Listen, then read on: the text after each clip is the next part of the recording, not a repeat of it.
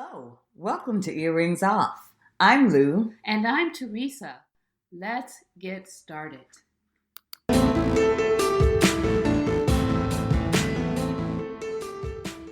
The time I was a little girl, reading has been my favorite thing to do.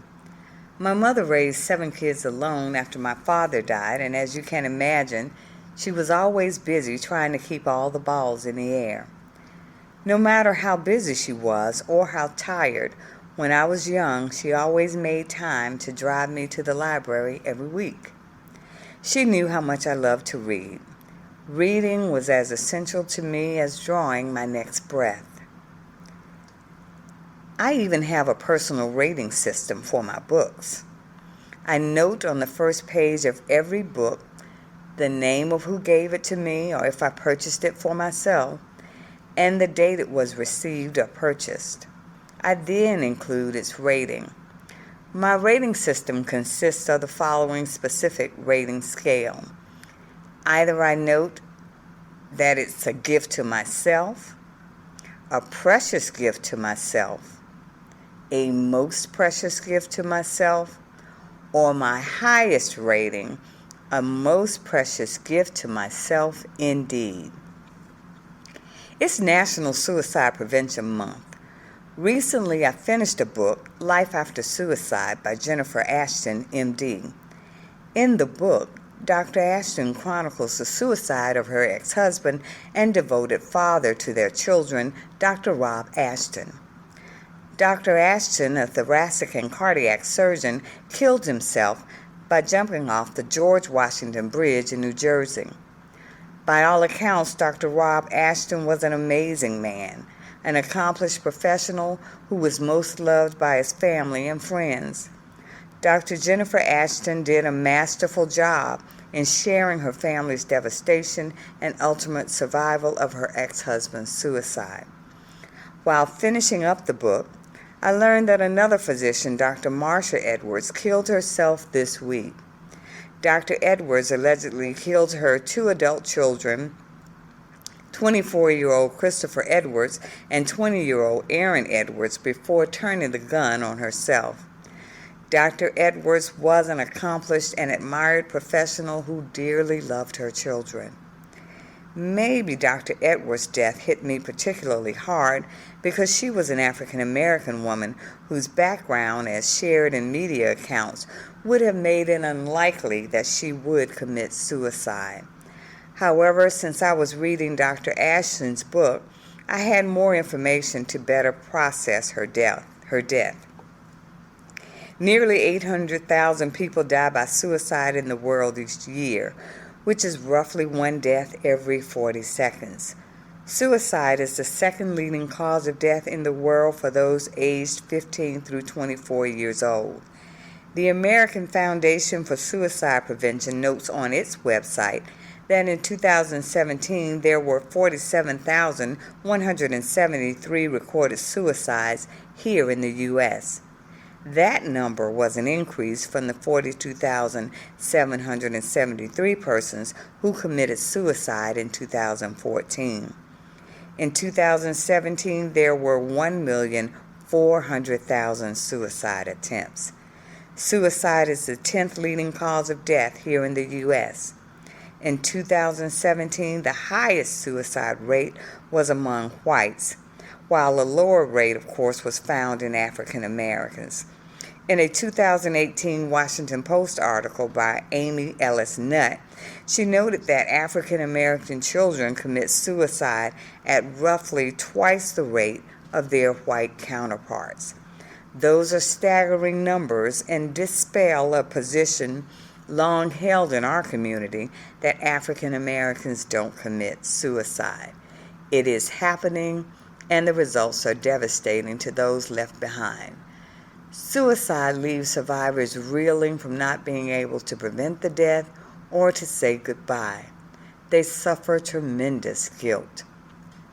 The point Dr. Jennifer Ashton shares repeatedly in her book is that we must find a way to take away the stigma of suicide.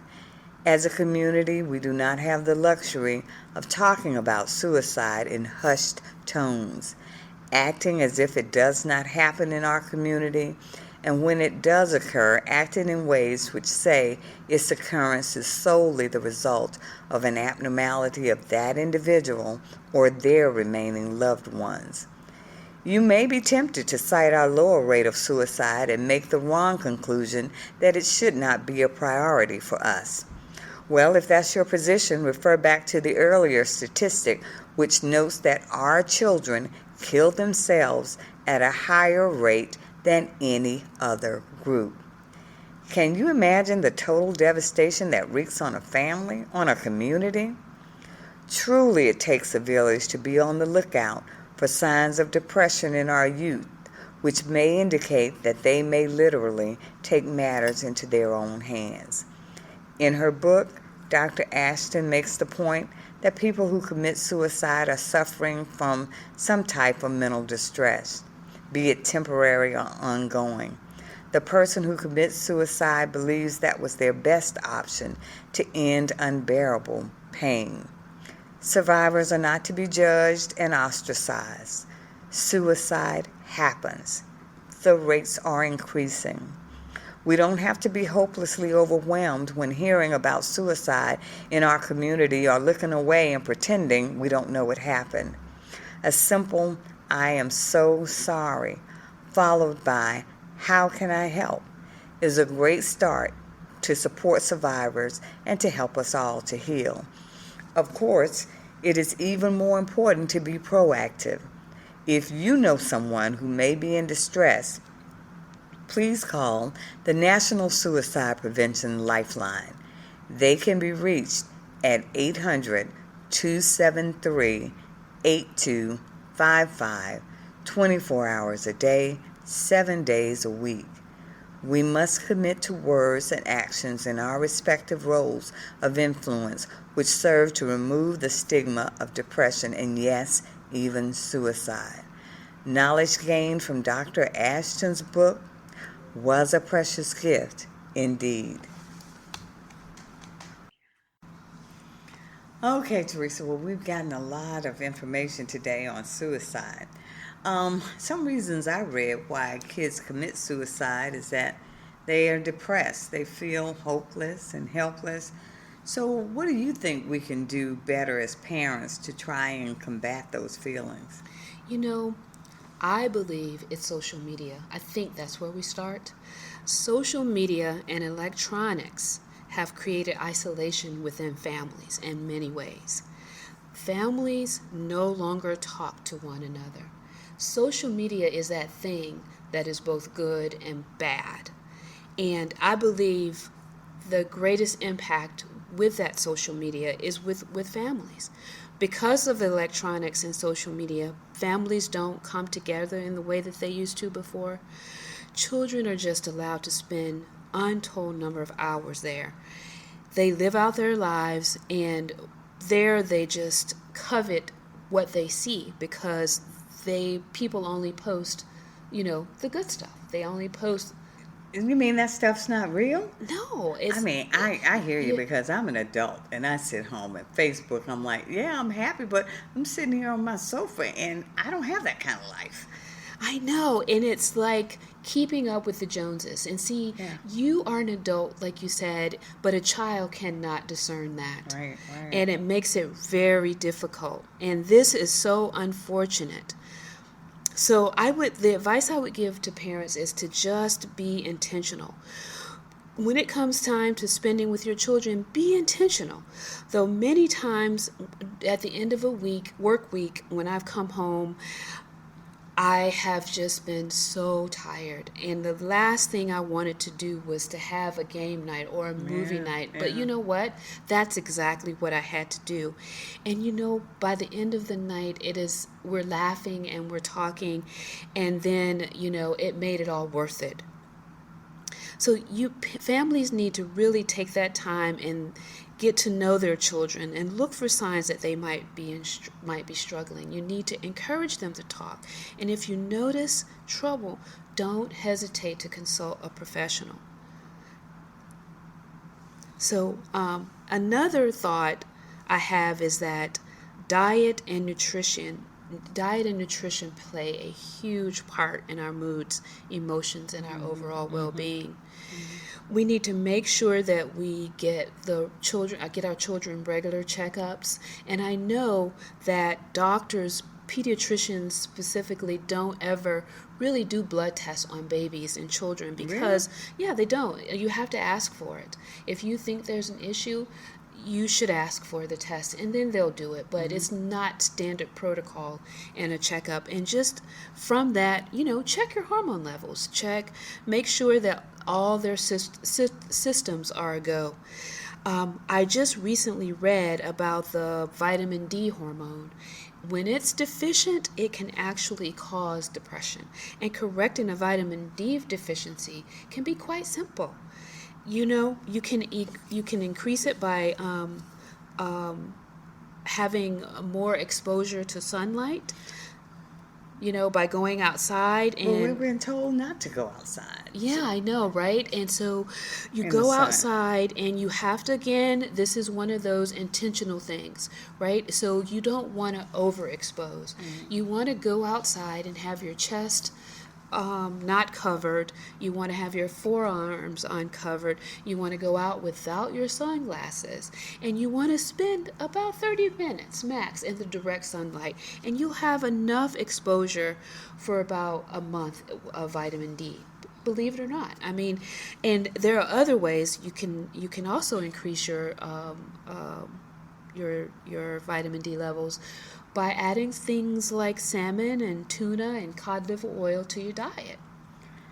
Well, that's a lot of great information, Teresa. And the part about social media and isolation, it's really so true. When my son was about 12, he'd been asking for a TV in his room for a while, and we gave him one. Looking back, I believe for us that was a big mistake, even more so in our instance because he was an only child. So when we put the TV in his room, he began spending more time independently, and truth be told, in my business at that time in my life, I was glad to put the TV in his room because it allowed me to parent less. Well, tell me, how did that work out for you? Didn't work out so well. As I said, looking back, I now realize that impacted our bonding even more as a family. It made it challenging to help ferret him through those difficult teenage years. So what I would offer is to actively work to stay engaged and connected. That's so critical to keeping the lines of communication open and keeping your eyes and ears open to notice the following signs of depression found on the Mayo Clinic's website: feelings of sadness, irritability or angry outbursts, loss of interest in most normal activities, sleep disturbances, tiredness, lack of energy, reduced appetite and weight loss, or increased food cravings and weight gain, anxiety, agitation or restlessness, feelings of unworthiness or guilt, trouble thinking or concentrating, frequent thoughts of death or suicide, unexplained physical problems such as back pain or headaches. So this reminds me that we have to truly be intentional because these are signs and symptoms of so many things. It could just be typical teenage angst, but we have to know our children. Absolutely, and we have to be comfortable with communicating and allowing them to communicate with us to let us know what's going on. So hopefully this has been helpful information for our listeners. Thank you so much for joining us today. Please visit our website at www.earringsoff.com to share your thoughts on this episode and to talk with us about this topic. Also, please remember the National Suicide Prevention Lifeline as a resource. They can be reached at 800-273-8255, 24 hours a day, 7 days a week. Lastly, let's all work together to remove the stigma and to be proactive to prevent suicide. Let's commit to doing better.